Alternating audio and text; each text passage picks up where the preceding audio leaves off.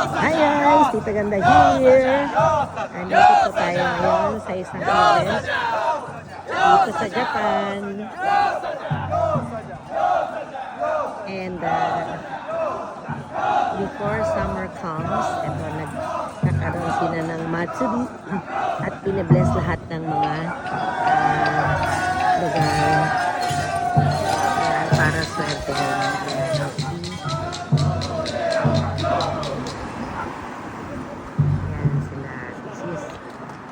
their way of celebrating and welcoming springtime and summertime. Meron silang alay na alak at saka cicheria for the gods. These are the people, and ayun pa yung isa. Guys, okay, so sila.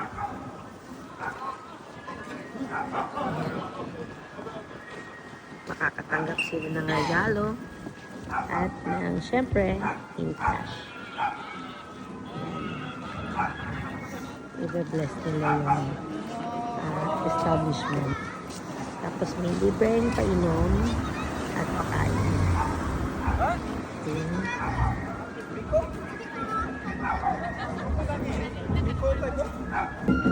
Okay, here's the next batch after the first one.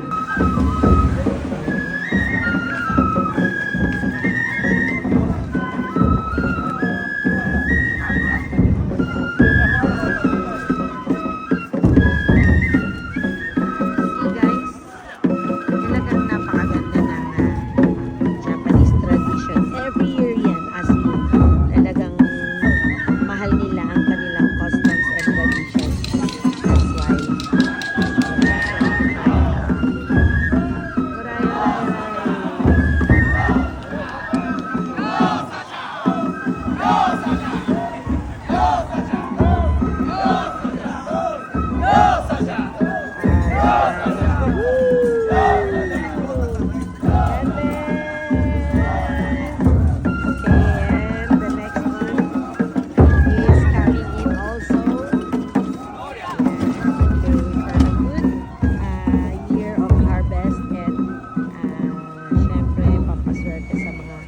pwestong bubuksan. Okay, see?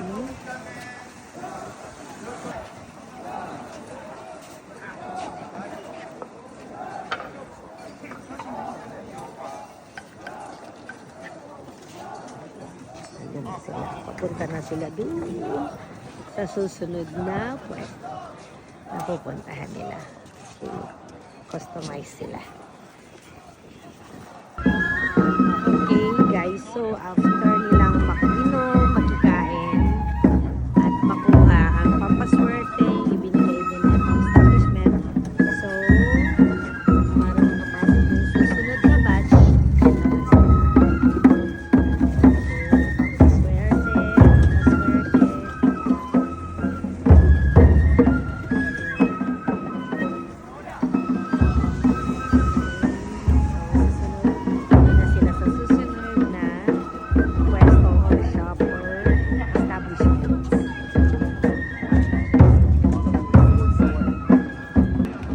so after the first and second batch, ito na yung third and last batch na magbe-bless sa establishment na ito, sa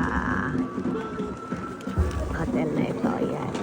So every summer, before coming ang summer season dito sa Japan, which is August, buong August, maraming pupunta dito sa dagat. Ito sila, binibless nila lahat ng pwesto during this sakura or cherry blossom time. And sila.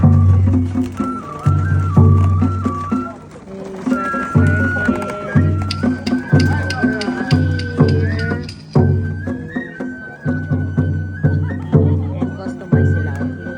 Ini-stop nila yung mga sasakyan na pupunta. Siyempre kailangan bigyan sila na nagbibigyan ng swerte ng daan. So you can see guys, silang makikinom, makikikain. Siyempre, nandun na yung pagbibigay na pampaswerte. In return, suswertehin din ang establishment. Okay? And as I have uploaded this one, another upload ulit ay ibibigay sa inyo. Bye con Dios. God bless us all. Okay guys, please click like, subscribe, and share for more videos and events that I will upload. Okay, bye.